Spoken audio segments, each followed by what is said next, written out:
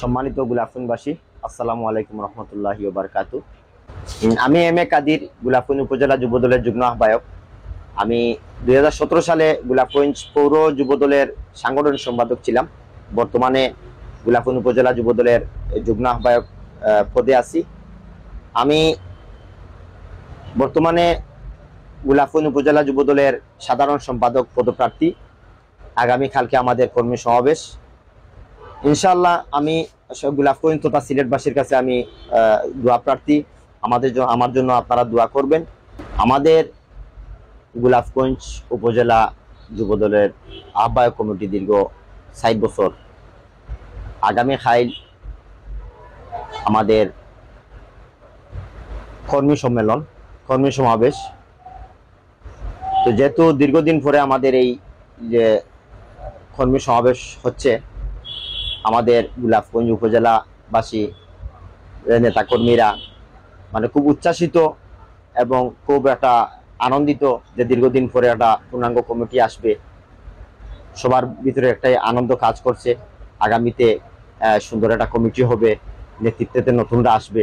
নেতৃবৃন্দের প্রত্যাশা হচ্ছে, গোলাপগঞ্জ উপজেলাবাসীর প্রত্যাশা হচ্ছে যে দীর্ঘদিন যারা জেল জুলুম নির্যাতিত হয়েছে, যারা মাঠে ছিল দীর্ঘ 17 বছর এই স্বৈরাচারের নির্যাতনের শিকার হয়েছে, তাদের দ্বারা যদি কমিটি হয়, আমি গোলাপগঞ্জ উপজেলা কমিটি যদি হয়, তাহলে উপজেলাবাসী উপকৃত হবে এবং দলের কার্যক্রম ভালো হবে এবং তারেক রহমানের তারুণ্যের অহংকার তারেক রহমানের হাত আরো শক্তিশালী হবে।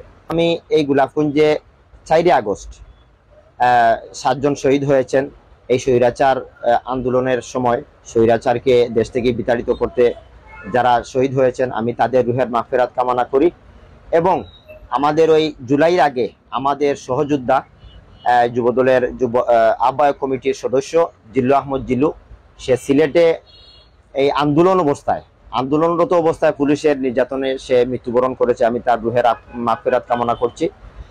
আমার দলের প্রতিষ্ঠাতা জিয়াউর রহমান, ওনার রুহের মাগফিরাত কামনা করছি। এবং তারুণ্যের অহংকার তারেক রহমান এবং বেগম খালেদা জিয়াকে আমি এই মুহূর্তে আমি স্মরণ করছি। আমি আশাবাদী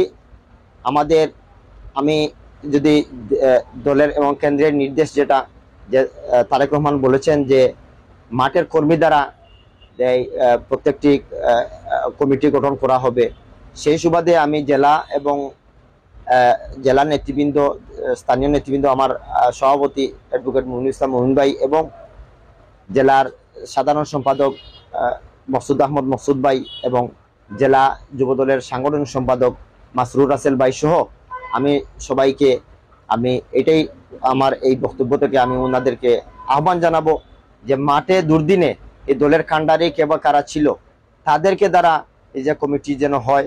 আমিও যদি আমার চাইতে যদি কোনো ভালো প্রার্থী থাকে যারা আন্দোলন সংগ্রামে ছিল, তাদেরকে দিয়ে যদি কমিটি গঠন করা হয়, তাহলে সেখানেও আমার আপত্তি নেই। কিন্তু বিবেচনা করতে হবে যে যারা দীর্ঘদিন মাঠে ছিল, জেল খেটেছিল, নির্যাতিত হয়েছিল, তাদেরকে দ্বারা যদি কমিটি হয়, এই গোলাপগঞ্জবাসী তথা সিলেট জেলা উপকৃত হবে এবং দেশের এবং জনগণের ভালো হবে।